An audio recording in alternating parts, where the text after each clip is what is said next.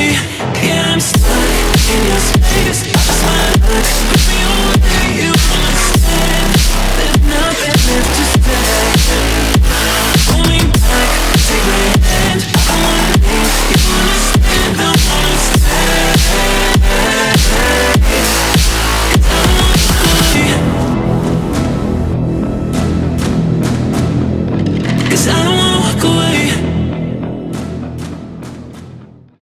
Hey guys, welcome back to E-Bike Random Adventures. Today we're going to be taking a look at this brand new city commuter e-bike from Mokwheel. This is called the Mokwheel Flint. This bike is available in 4 different colors, guys. You can get the steel blue, this orange, you can get a gray, and you can get a black. The bike does come with tall tires. They are 700 millimeters, just a little bit over 27.5 inches, and they are 1.7 inches wide. The bike has a 350 watt continuous, 550 watt peak motor in the rear. It is a hub drive motor. With these tires, you do get very little rolling resistance, and with that 550 watt peak hub drive motor in the rear, this bike is very efficient. You're going to get long range. They do claim up to 50 miles of range. This bike does come with a rear rack that can carry up to 15 kilograms, and it does have a frame integrated headlight up here in the front that has 2 beams. The battery on this bike is 36 volts, 10 amp hours. It is integrated right here into the frame seamlessly, and it is color matched. This does come with a 3 amp charger, so if you run this battery all the way down, it's going to take you just a little bit over 3 hours to get this bike charged back up. For stopping power on this bike, you do get dual piston Logan branded hydraulic brakes with 160 millimeter rotors in the front and the rear.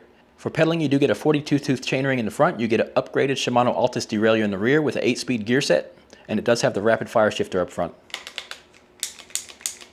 One thing you might find interesting about this bike is it does ship out as a Class 2 e-bike. There is no throttle on this one, so this bike is going to be fully legal for all 50 states. This bike comes with 5 levels of pedal assist, and it does have what they call a torque and speed sensor. This torque and speed sensor is going to give you the amount of power you desire based on the cadence of your pedaling and the amount of pressure you do put on the pedals. Alright guys, let me show you a little bit more about the size of the bike. This bike is said to fit riders from 5'5" all the way up to 6'7". The minimum seat height is 34 inches and the maximum seat height is 43 inches. I'm a 6-foot rider with 32-inch inseams. Let me show you how I fit on the bike. I will put the seat on minimum first. That's the seat on minimum. This bike does come with an adjustable handlebar stem, guys, so you can raise and lower the handlebars. I have it set on 30 degrees right now, but you can put it at 0 degrees all the way up to 90 degrees. This is a tall bike, so you are going to have to swing your leg over. Let me show you how I fit with the seat on minimum. I can basically sit directly on the seat and stand flat-footed, and that is the minimum seat height. So if you are a rider as small as 5'5", I do think you're going to have a bit of trouble hopping up on this bike. Let's put the seat up to maximum height of 43 inches. Let's take a look at the seat post first. It is a long seat post. This one is 30.4 millimeters if you do want to get a suspension seat post. I would recommend getting a suspension seat post for this bike because this bike does not come with suspension. That would really help take up a lot of the bumps. This is the minimum insert line right here.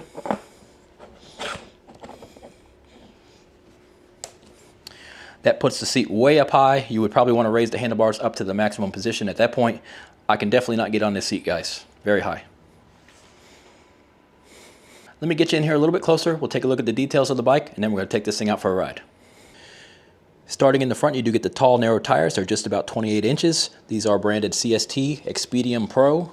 They do say double breaker. Of course, you get a street tread on these. This bike does come with a thru axle, so it is very secure on the front. No suspension on these front forks. You do get some plastic fenders. You do get the frame integrated headlight. This is always going to be pointing straight. This bike does have a beautiful orange paint job. You get the little Mokwheel symbol down here now. It does say Mokwheel up here on the side, and it does say Flint right up here on the top bar. As you can see, your battery is smoothly integrated right here into the frame, guys. This is a key slot on the opposite side to remove the battery. This is a little battery power level indication. If you press this button right here, it will light up. If the battery is full, it's blue. If it's less than full, it's green. And if it's red, it's dead. You do get a Class 2 sticker here. It says 350 watts, 20 miles per hour. Here's a look at the 42 tooth crankset. It does have an aluminum chain guard on this one. You do get some heavy duty crank arms, and you get some plastic pedals. This bike actually has 2 water bottle holders. There's one right here on the back of the frame, and there's one right here on the top of the frame.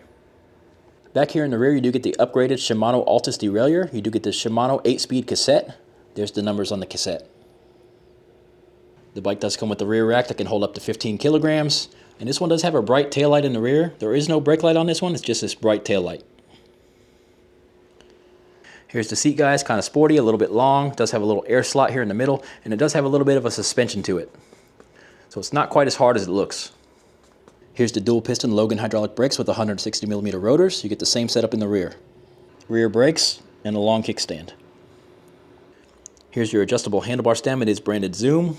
You can see the angle degrees that you place the handlebars at. Right now it's at 30 degrees. You can put it 0 to 90. Starting up on the left side of the handlebars, you do get rounded hand grips. These feel kind of rubbery, kind of soft. This is your Logan branded hydraulic brake levers. These feel good in the hand. This bike does come with a bell. It's one of those smooth looking integrated bells that you can hardly see. This is actually your little display, guys. To power it up, you press and hold the button on top.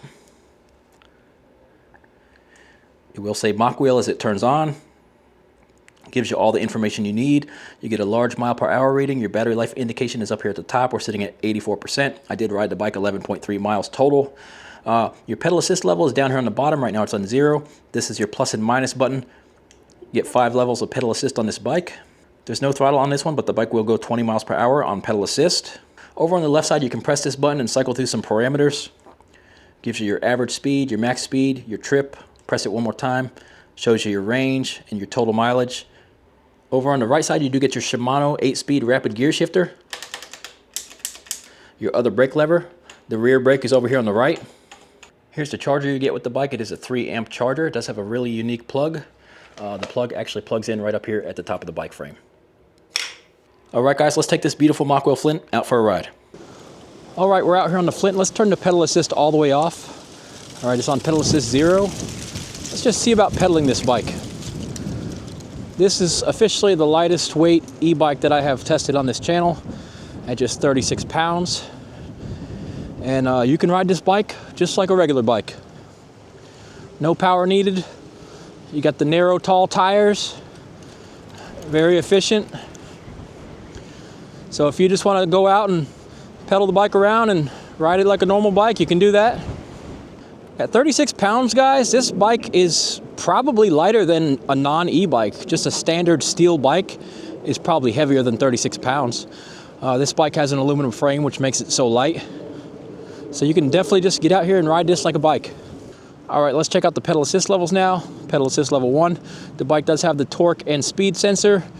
So you can probably out pedal assist 1 just under your own power. So it's kind of hard to get a reading for pedal assist 1.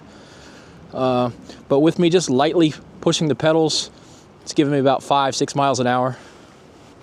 Like I said, you could probably pedal the bike 10 or 12 miles an hour with no power, so it's a little hard to get that pedal assist 1 reading. Let's try pedal assist 2.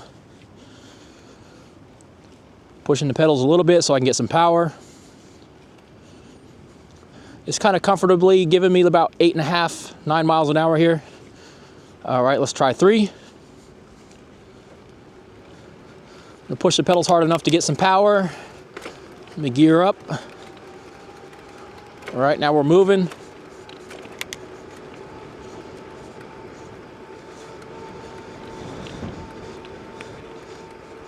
It's giving me a real easy to pedal 17 miles an hour. This is very comfortable cadence on this bike. 17, 18 miles an hour. And this thing feels super light, guys. Feels like I'm riding on air almost. So the top speed on the bike is just 20 miles an hour. This is a 350 watt continuous, 550 watt peak motor. But let's try pedal assist 4. Should give us somewhere close to 20.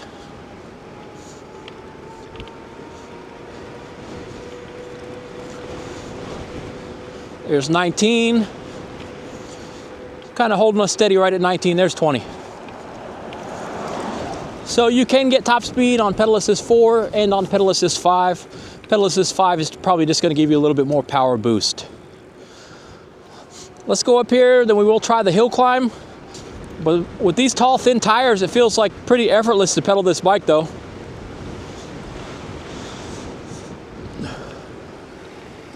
All right, let me stop right here. Bump it up to pedal assist 5. Power comes on right away with this torque sensor. There's no delay at all.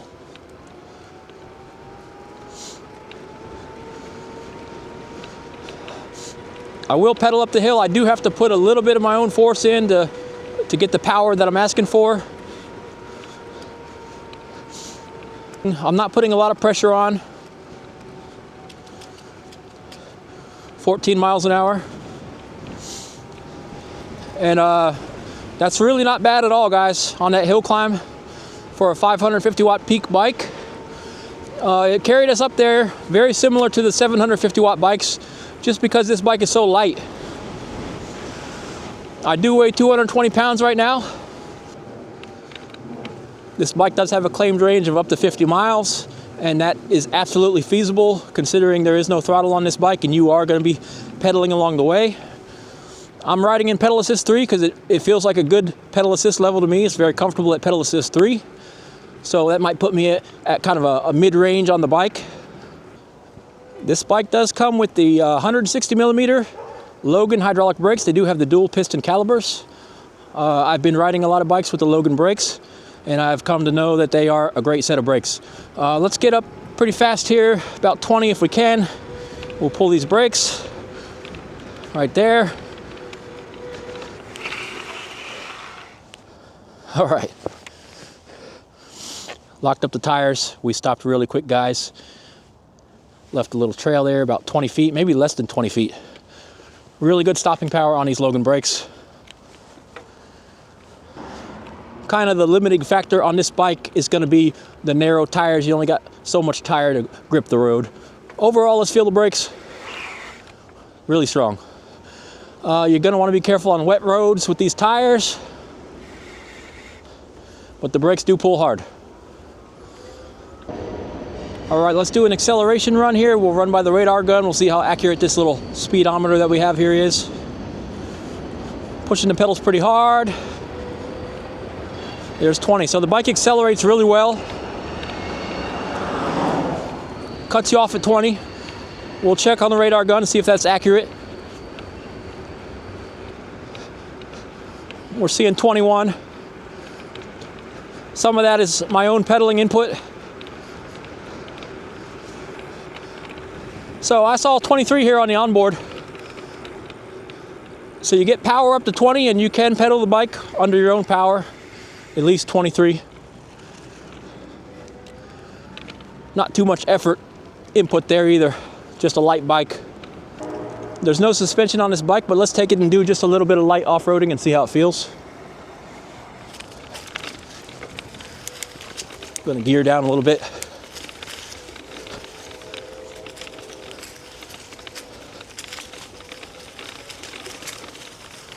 More or less, I just want to see how the power feels off-road here.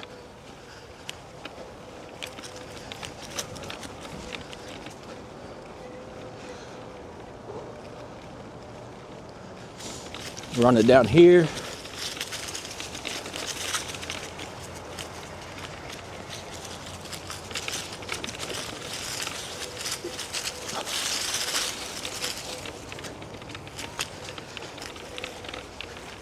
So the power is plenty sufficient, guys, to do a little bit of light off-roading and in the grass.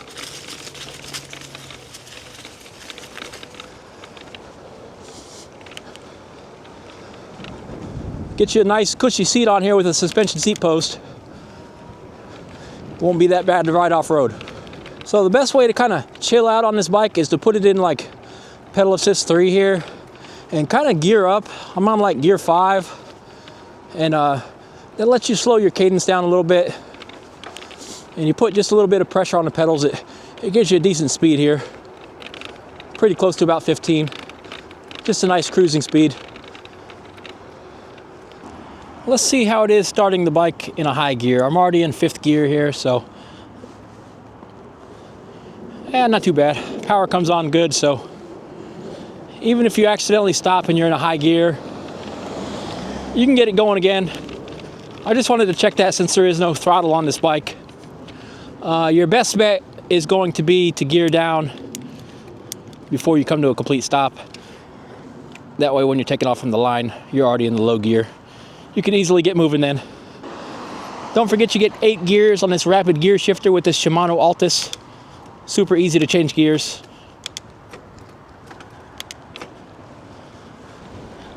I've got the tires pumped up to about 50 PSI. It says they can go all the way up to 75 PSI. So if you want to get the most range and efficiency, go ahead and pump those tires up. I only wanted to put it at 50 PSI so I could absorb a little bit of bumps here. It's actually not as rough as I thought it would be on the sidewalk. I think it's because the tires are so tall. Kind of bridges the gap on some of these bumps.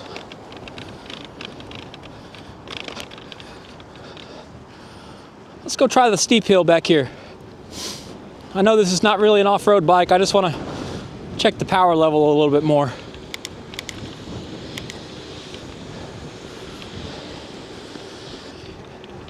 Certainly feels like you're really moving out when you get up to 20 miles an hour on this bike. The thing is so quiet.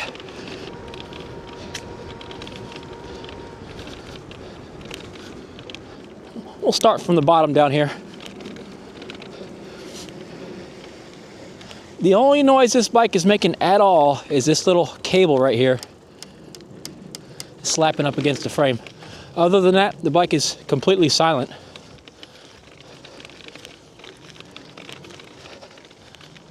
All right, it is on level 5. No, we're on level 4.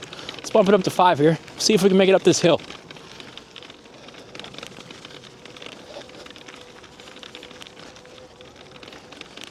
Comes the steepest part.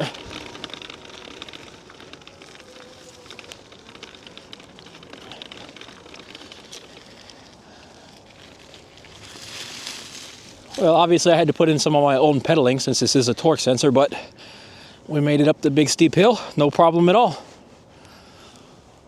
So don't be fooled by the specifications. This bike is so light that the power level that this puts out, that 550 watts peak, is more than sufficient for this bike. Look at this thing, guys. You could just put it over your head.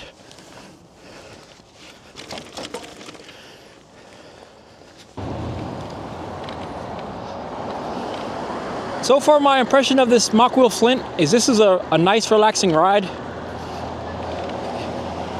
Even over this broken sidewalk, I thought it was going to be a lot rougher, but it's really not. It does have this sporty seat on it, and it goes perfect with the bike. But if you are a person that's looking for a lot of comfort, you could upgrade this seat to a nice cushy seat with a suspension seat post. This bike is going to be absolutely beautiful if you put a nice seat on it like that. So far, this one is not feeling too bad though for the type of seat that it is. There is a little bit of suspension in it, a little bit of like a trampoline feel here.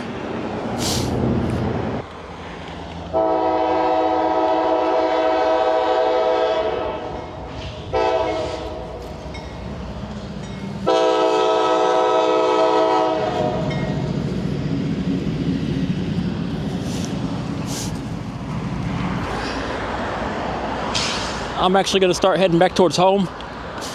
It is starting to get dark out here. A little bit cold also. A lot of my video intros are going to be filmed inside the garage for a little while till it warms up again. I'd much rather film outdoors when I can.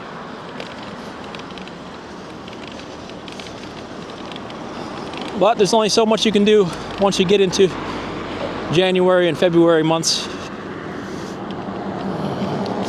It's already supposed to be 25 degrees here, which is pretty cold for December in Georgia.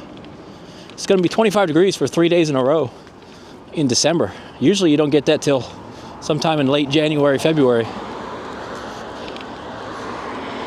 So I think it's going to be a cold winter. Might actually get some snow this year. It's been about 4 years since I've had snow at my house. It did snow 3 inches here once. I made a snowman. If you're looking for a bike to get a little bit of exercise on, I see people complain about e-bikes. Oh, just get a regular bike. You're not getting any exercise on the e-bike. They're totally wrong. I find that you get a really good workout on just about any e-bike, even the moped style bikes. Go ride a moped style e-bike about 20 miles and tell me you're not feeling it later that night. You're definitely getting a workout just by being out on the bike.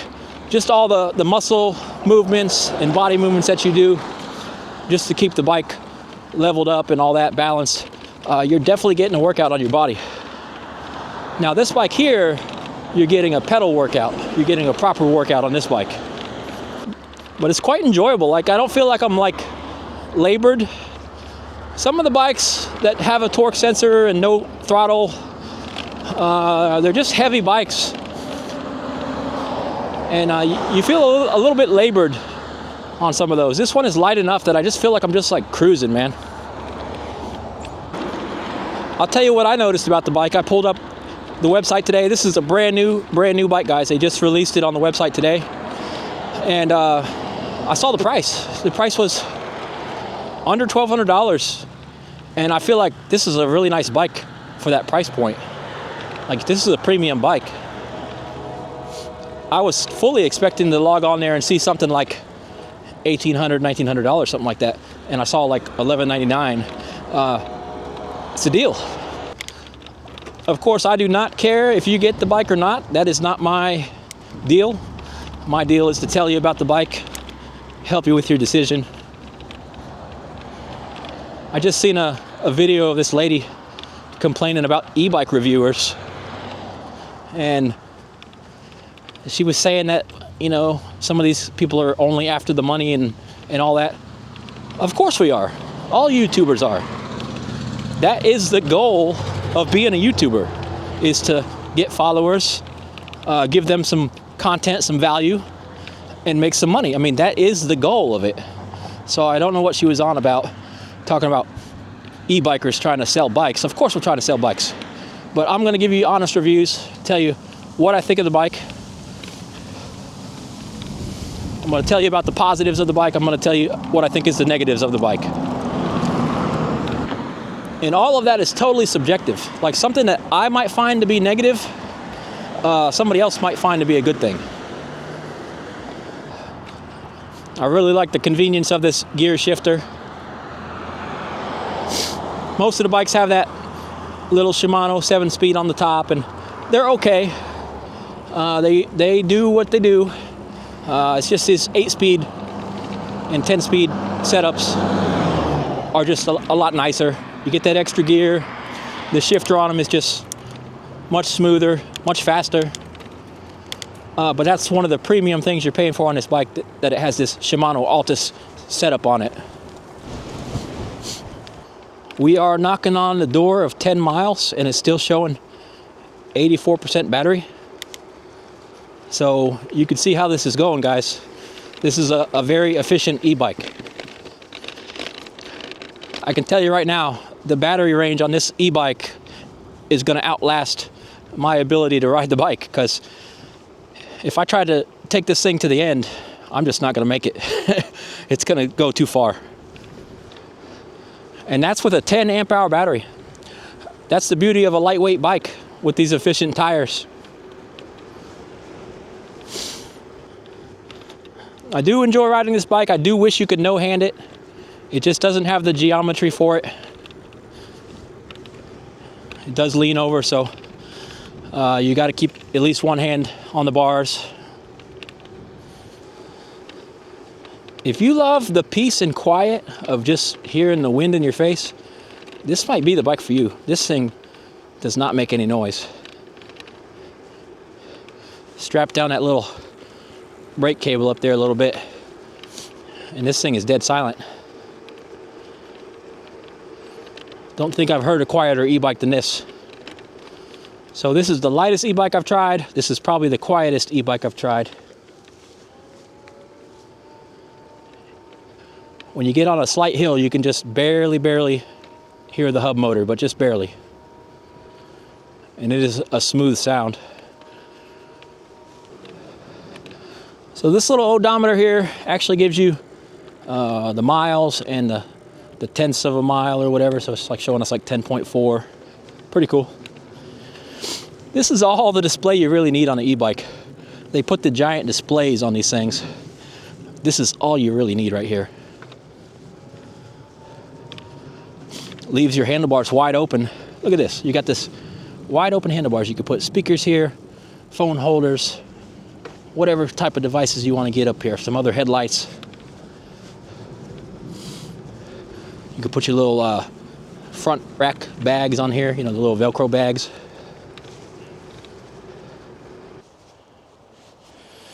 All right, guys, back in my area here. This is as far as I'm going to ride this bike today.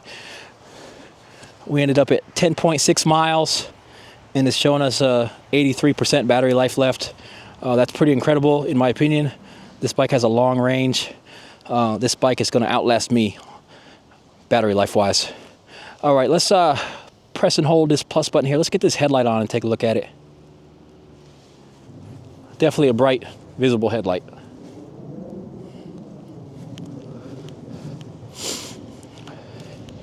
Let's take a look at that tail light on the back. No brake lights, but as you can see, that is a brighter than average tail light, guys. You got your little rack. So guys, let me give you my final thoughts on this brand new Mokwheel Flint. I think this is a pretty awesome bike. Rides smooth, has great brakes, has plenty of power. This thing is super lightweight. You can just pick this up and put it right over your head, so the power level is more than sufficient for that. Has a rack on the back. It's nice and quiet. It's one of the quietest e-bikes I've ever rode. I do like the tiny little display. I think that's pretty cool. You do get a bell here if I forgot to mention that. And it does have the nice dual piston Logan hydraulic brakes. It's a cool color, so pick the one you like. And it is a deal of a bike, in my opinion, at under $1,200. All right, guys, if this is the bike for you, I will put the link for this bike in the description below the video. I will have my discount code there. Please hit like and subscribe to the channel for more e-bike and scooter content like this. I really appreciate you guys watching. I'll catch you in the next one.